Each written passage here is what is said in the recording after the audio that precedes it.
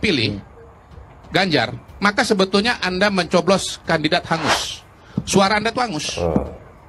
Hangus. Suara Anda sia-sia. Ya, ini khotbah terpenting pada hari ini. Wahai pemilih Ganjar Mahfud, Anda nyoblos Ganjar Mahfud pada 14 Februari 2006, suara Anda hangus. Tapi tidak bisa. Yang mengatur bukan kamu, yang mengatur sana Allah Subhanahu wa taala. Menang tidaknya Ganjar itu bukan urusan kamu, urusan Allah Subhanahu wa taala. Kamu bukan siapa-siapa. Kamu cuma tukang lembaga survei yang sudah masuk angin, kebanyakan makan duit dari pemerintah ya. Ingat ya. Karena Anda tidak akan lolos ke putaran kedua. Yang lolos ke putaran kedua adalah Prabowo dengan Anies. Daripada suara Anda angus, ya, lebih baik Anda memilih nomor 2. Itu. Jadi itu adalah alasan tambahan. Kalau Anda masih merasa bahwa saya pilih Mas Ganjar karena dia merakyat, Pak Prabowo kurang merakyat, saya kasih alasan lain. Bahwa Anda kalau pilih Prabowo, Anda menyelamatkan suara Anda membuat pemilu ini hemat waktu, pemilu ini hemat biaya, dan saya jamin, ya, dalam tanda kutip nih ya, jaminnya ya, namanya usaha manusia kan, bahwa hidup Anda akan lebih tenang. Kita buktikan tanggal 14 Februari nanti. Apakah Prabowo yang tidak lolos babak kedua atau Pak Ganjar Pranowo yang akan melaju menjadi Presiden Republik Indonesia ke-8. Nah, ini yang kita pertanyakan. Anda lembaga survei atau konsultan politik? Kan di situ ada yang namanya konflik of interest. Gini. Atau kita kalau bicara itu survei harus ya, berpihak. kalau kita bicara survei Bang Guntur. Tapi kenyataannya tidak semua ya. Kita contoh. Makanya, Anda kalau mau survei aja sendiri. Publikasikan dong. Kita bicara tentang etika ya, seorang ilmuwan survei politik dengan konsultan politik harus dibedakan gitu loh. Survei ada dengan metodologi yang standar.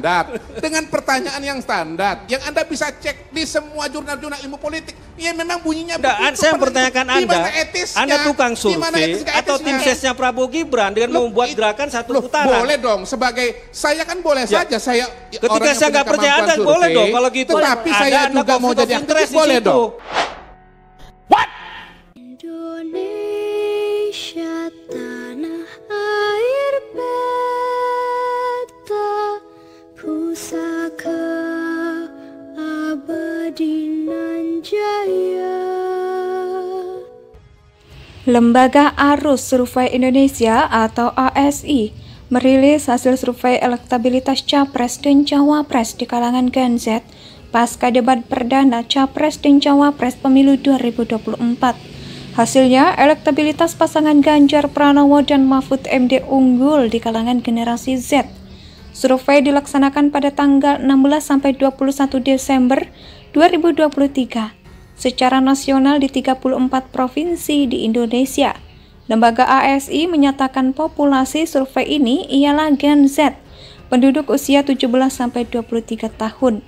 Survei dilakukan dengan cara telesurvei melalui metode random digit dialing atau RDD, yakni teknik penarikan sampel melalui proses pembangkitan nomor telepon secara acak. Validasi dan screening jumlah sampel 1.200 responden dan dengan asumsi simple random sampling, maka margin of error atau MOE adalah plus minus 2,9% pada tingkat kepercayaan 95%. Direktur Eksekutif Arus Survei Indonesia, Ali Rifan, mengatakan elektabilitas Ganjar Mahfud di kalangan Gen Z unggul dengan 34,9%, disusul Prabowo Gibran 33,1% dan Anies Caimin 26,1%, sedangkan pemilih di kalangan Gen Z yang belum menentukan pilihannya atau undecided voters sebesar 12,0%. Nah, saya bacakan urutan yang pertama. Menempati urutan pertama adalah Ganjar Mahfud. Ya, Ganjar Mahfud di angka 34,9%. Kemudian Prabowo Gibran di angka 33,1%. Pasangan Amin di angka 26,1%. Kemudian undecided voters itu di angka 5,9%.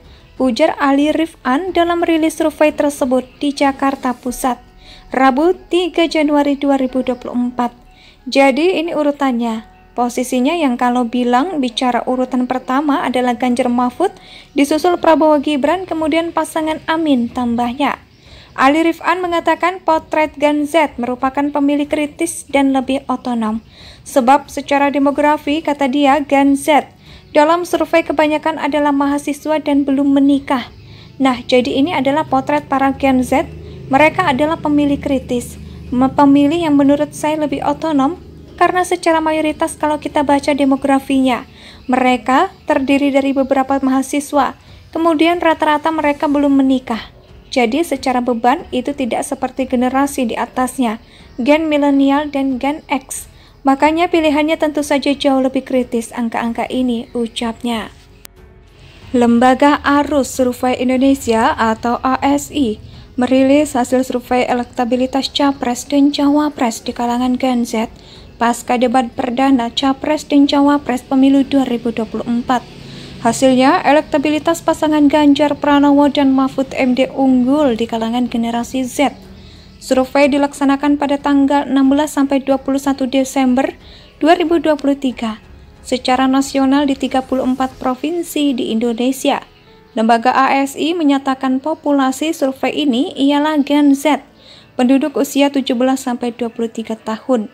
Survei dilakukan dengan cara telesurvei melalui metode random digit dialing atau RDD, yakni teknik penarikan sampel melalui proses pembangkitan nomor telepon secara acak. Validasi dan screening jumlah sampel 1.200 responden dan dengan asumsi simple random sampling, maka margin of error atau MOE adalah plus minus 2,9% pada tingkat kepercayaan 95%. Direktur Eksekutif Arus Survei Indonesia, Ali Rifan, mengatakan elektabilitas Ganjar Mahfud di kalangan Gen Z unggul dengan 34,9%, disusul Prabowo Gibran 33,1% dan Anies Caimin 26,1%, sedangkan pemilih di kalangan Gen Z yang belum menentukan pilihannya atau undecided voters sebesar 12,0%. Nah, saya bacakan urutan yang pertama. Menempati urutan pertama adalah Ganjar Mahfud. Ya, Ganjar Mahfud di angka 34,9%. Kemudian Prabowo Gibran di angka 33,1%. Pasangan Amin di angka 26,1%. Kemudian undecided voters itu di angka 5,9%. Ujar Ali Rifan dalam rilis survei tersebut di Jakarta Pusat, Rabu 3 Januari 2024. Jadi ini urutannya. Posisinya yang kalau bicara urutan pertama adalah Ganjar Mahfud, disusul Prabowo Gibran, kemudian pasangan Amin tambahnya. Indonesia sejak dulu kala tetap dipuja-puja bangsa